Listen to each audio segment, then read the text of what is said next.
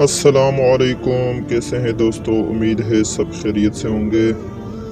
آج میں ایک بہت دلچسپ سٹوری کے ساتھ حاضر ہوا ہوں۔ کسی فیکٹری میں ایک ملازم بڑا ہی تابعدار تھا۔ مالک نے خوش ہو کے اس کے 5,000 تنخواہ بڑھا دی۔ تابعداری میں فرق نہیں آیا، لیکن وہ بہت زیادہ مشکور بھی نہیں ہوا۔ مالک کو بڑا غصہ آیا کہ میں نے اس کی تنخواہ بڑھائی، لیکن یہ ہے کہ اچھے سے شکریہ بھی ادا نہیں کیا۔ اس نے اگلے ماہ تنخواہ 5,000 روپے کم کر دی۔ ملازم کی تابعداری اب بھی وہی رہی، کوئی شکایت نہیں کی۔ مالک نے اس سے بلوایا، بھیجا اور کہا، بڑے عجیب انسان ہو، میں نے تمہاری تنخواہ 5,000 بڑھائی، پھر کم کر دی تو تم جوں کے توں رہے، یہ سب کیا ہے؟ ملازم بولا، آپ نے خود کو رازق سمجھ لیا تھا، میرے ہاں بیٹا پیدا ہوا تو اس سے اگلے دن آپ نے تنخواہ 5,000 بڑھا دی۔ میں سمجھ گیا کہ جس خالق نے بچہ دیا اسی نے رزق کا انتظام بھی ساتھ ہی کر دیا ہے، سو اسی کا شکریہ ادا کیا۔ پھر جس دن آپ نے تنخواہ کم کر دی اسی دن میری والدہ وفات پا گئی۔ میں نے جان لیا کہ وہ اپنا رزق اپنے ساتھ لے گئی، سو تب بھی اللہ کا شکریہ ادا کر کے مطمئن رہا۔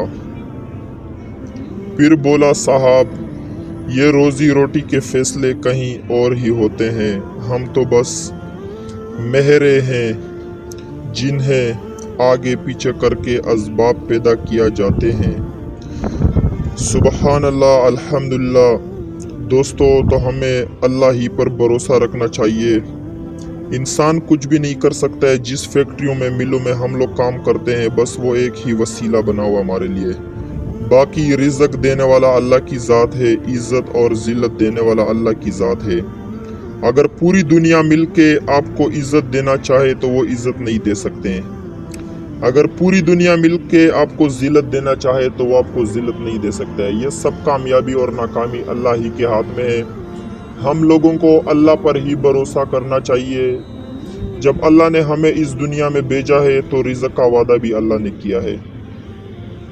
تو آج کل ہم لوگوں نے کمپنی، مل، فیکٹریوں کے اوپر جو ہے نا بھروسہ کر کے کہ ہمیں روزی یہاں سے مل رہے۔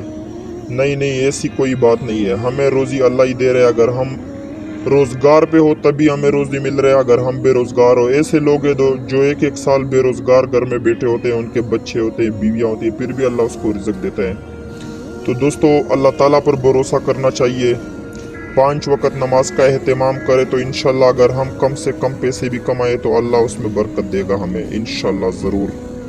تو دوستو، یہ تھی ہماری آج کی ویڈیو۔ چینل کو لائک اور سبسکرائب کرنا نہ بھولیے گا۔ ہمیں دیجیے اجازت، اللہ حافظ۔